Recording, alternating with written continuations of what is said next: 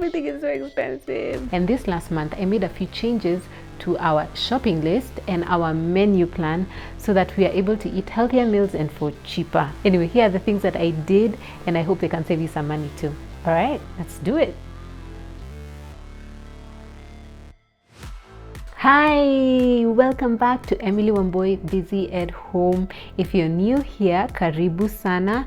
You can call me Em.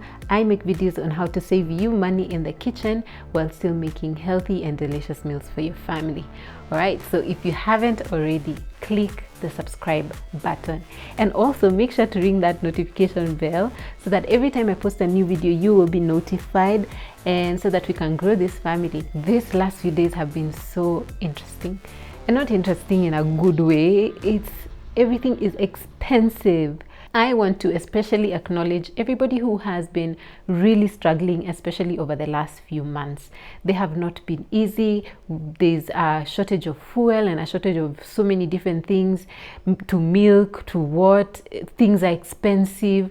But I want to assure you that the Lord is with you and that we're praying and thinking about you. All right. Let me share with you some of the things that I did this month, because this month was different, right? With everything being so expensive, I did a few things so that I could be able to save money, okay? Because we can't be shopping the way we were shopping in 2020, 2021. Oh man, yani it's just a lot happening in 2022. But in order for us to survive this season, we need to make some executive decisions so that we are able to still eat healthy meals. So the first thing that I did is that I replaced some of my animal protein with vegetable proteins. That means beans, kamande, all kinds of lentils. I actually bought 3 types of lentils this month, so that will be the bulk of our food. There are many different kinds of grains that you can buy at your local supplier, but I would also advise you to not buy your grains in the supermarket. In the supermarket, they are extra expensive. But if you take a stroll down to your nearest town, or you go into Nairobi city center at Nyamakima, you can get those grains at a very good price. A price that is not comparable to that of the supermarket. Again, we're trying to save some money, all right? So make sure that you find which is your local, your closest, your most available source of grains, and make sure that you buy there rather than in the supermarket. That will save you a bit more money. The second thing that I did is that I made sure that I stocked up on vegetables. If you bulk up your food with vegetables, they become more filling and they can stretch for longer. I have a video on how you can store your vegetables for up to 2 weeks. This is not the time to be throwing out bad vegetables. Nuh-uh. We need to save every one of those vegetables for our meals, all right? So make sure that you're storing your vegetables the correct way so that they last you for a longer time.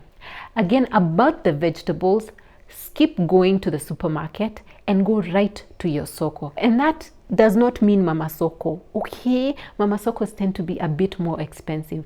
The third thing that I did is I made sure that I wasn't buying my meat at the supermarket.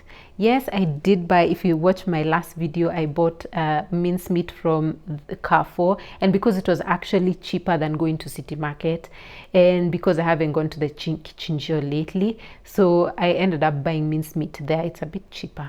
So if you're going to be buying meat, don't buy it at the supermarket, especially chicken. Go to City Market and buy your chicken there. It's definitely going to be like something about 50 shillings less. But if you're going to be buying meat, make sure that you go to your nearest kichinjio. The one that we usually go to is a bit further, so I go when I'm going to the market, but I only go there maybe like 3 times a year, and that's it. The way this looks in my meal plan is that I'm alternating the different kinds of meals, right?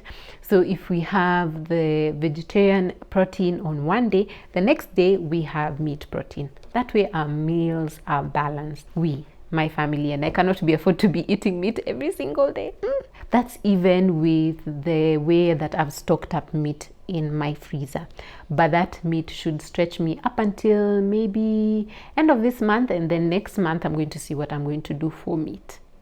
But my goal here is to help you to meal plan. And if you don't know what meal planning is, I'm going to link in the description box a video that I did showing you step by step how you can plan your meals so that all throughout the month you're able to feed your family good meals. And if you haven't already, watch that video where I meal planned for this month's food. So if you found this video helpful, chances are somebody else might too.